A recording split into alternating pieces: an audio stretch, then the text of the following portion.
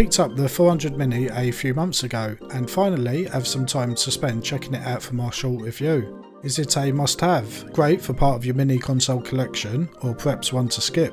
Let's find out. As always, we start with the unboxing. First out of the box is the 400 Mini itself, which we will take a closer look at in a moment.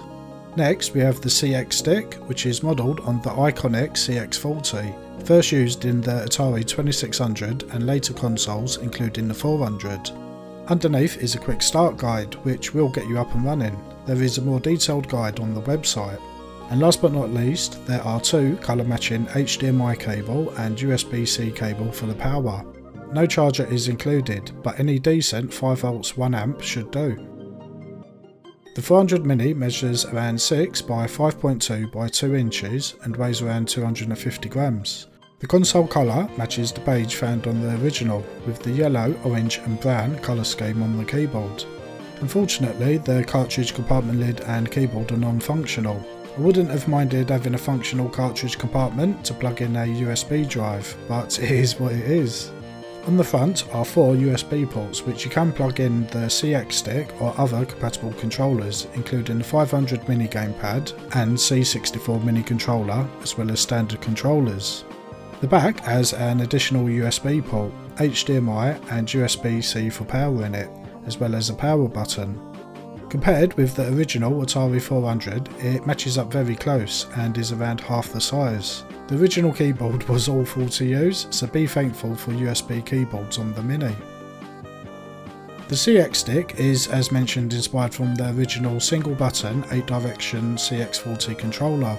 This controller has a few extras, including 4 directional buttons on the orange trim and a second button in the top left corner of the controller. There are also home and menu buttons on the back. Overall, it's a fairly faithful modernisation of the CX40. However, there have been complaints about the directions clashing. If you hold a direction very strongly, say left for example, it will cause down to be pressed, resulting in a left down direction action.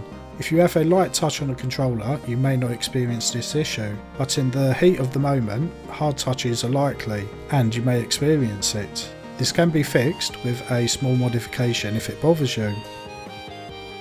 So that's the hardware taken care of. Let's get it powered on and check out the software. On first boot you have a choice of 6 languages, which is good to see. This is only for the menus and not in-game languages.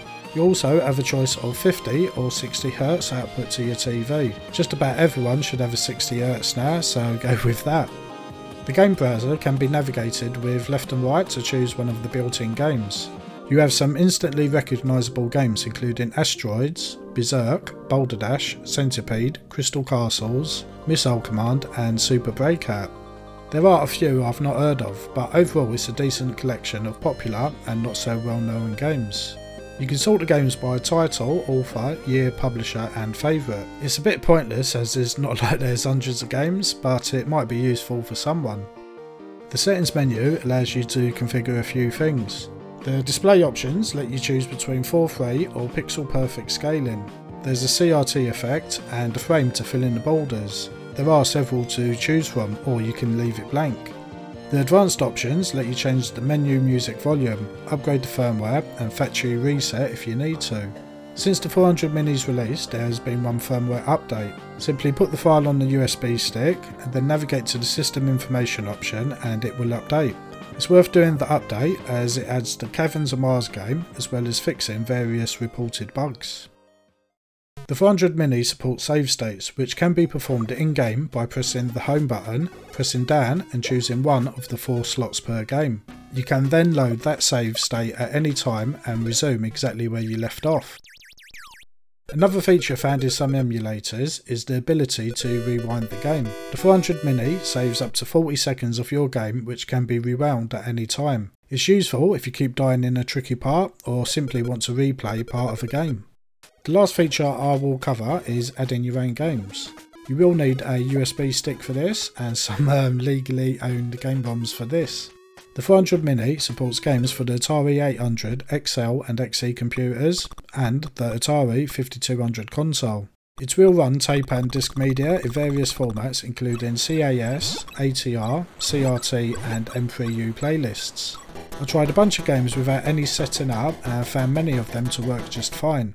However, you will likely need to tweak the settings depending on the Atari model the game was made for, as well as possibly changing the display width and height per game if you run into issues. You also have access to BASIC. You can plug in a USB keyboard and do some programming. Unfortunately, my keyboard did not seem to be compatible, so I could not try this. There are 26 games as standard once you update to the latest firmware.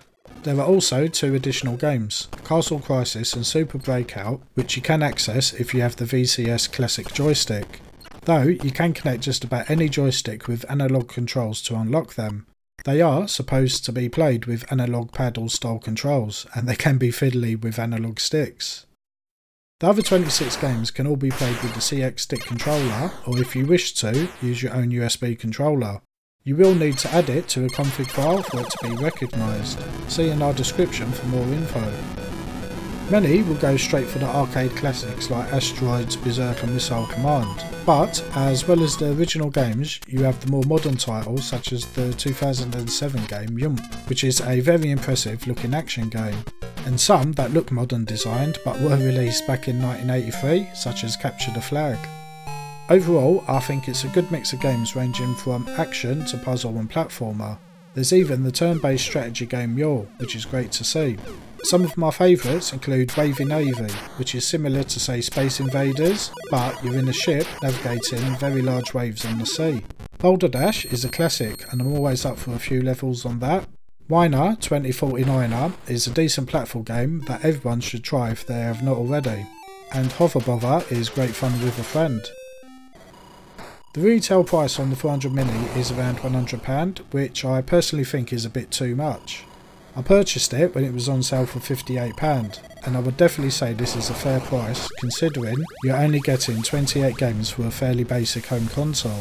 The rewind feature is a nice addition that stands out from other Mini models, and the CX40 style USB controller can be used with say your PC if you wanted to play other games such as the Atari 2600 on an emulator. My negatives are that I would have liked to see the cartridge compartment need to be functional considering the price, and the joystick directional issues can be annoying in the heat of the moment.